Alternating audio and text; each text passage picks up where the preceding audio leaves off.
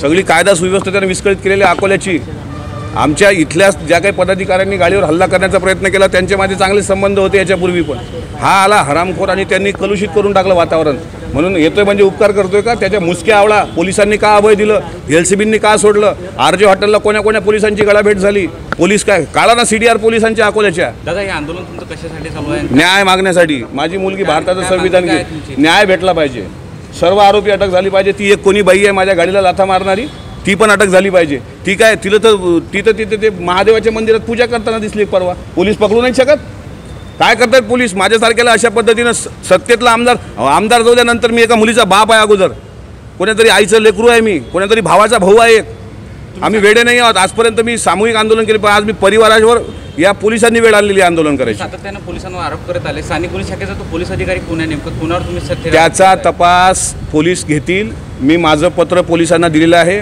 स्थानिक गुन्हे शाखेतून कोण कोण भेटलं, आरजे हॉटेलला कोणते पोलीस भेटले याच्या तळाशी गेलं पाहिजे। महाराष्ट्राच्या गृहमंत्र्यांनी फोन करून सुद्धा आरोपी अटक का नाही? म्हणजे तुम्ही आम्हाला एवढं कमजोर समजता का? आम्ही सत्तेचा दुरुपयोग नाही करत, पण ही मस्ती कसली? तो कर्णबाळा तिथं का तोंड खुपसून बसला आहे, साले तिथून धमक्या देतात त्याला जीवानं मारू हे करू। त्यांच्या बापाचं राज्य आहे का?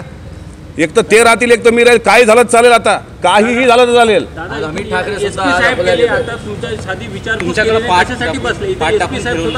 नाही पण ते त्यांचा प्रश्न आहे तो, ते आता गेले, माझं लक्ष नाही त्यांच्यावर गेले असतील तर। आता अपेक्षा तर मी केली नाही, आता मला सुरक्षेची अपेक्षा नाही। महाराष्ट्रातला सामाजिक संघटनेतला तळागाळातला माणूस कालपासून मला फोन करतोय की आम्हाला एक आवाज द्या। मग सिंधुदुर्ग असेल, कोल्हापूर असेल, तिथून आम्ही सगळं बाजूला ठेवून तुमच्यासाठी येतो। आता तो कर्णबाळ्या तिथला हरामखोर इथं मुंबईतून इथं येतो, भावाभावात भांडणं लावतो, अख्ख्या अकोला जिल्ह्याचं वातावरण दूषित करतो। पोलिसांना कळत नाही का गळाभेट घेतली पोलिसांनी? आता पोलीस पण माझ्यावर राग ठेवतील ना की हा आपल्या विरुद्ध आंदोलन करतोय, साले को किसमे अटकवा मला भारतीय संविधानात न्याय मागण्याचा अधिकार दिला, ते मागण्यासाठी मी बसलो इथे। दादा आज अमित ठाकरे सुद्धा अकोल्यात येत आहे, तो त्यांचा प्रश्न आहे। त्यांनी काल माहितीच यायला पाहिजे होतं, येत असतील तर ते त्यांचा प्रश्न आहे, तो मी काय बोलणार। अशाच वेगवान घडामोडी पाहण्यासाठी आताच आमच्या जनविकास न्यूज चॅनलला सबस्क्राईब करा आणि रहा रोज अपडेट।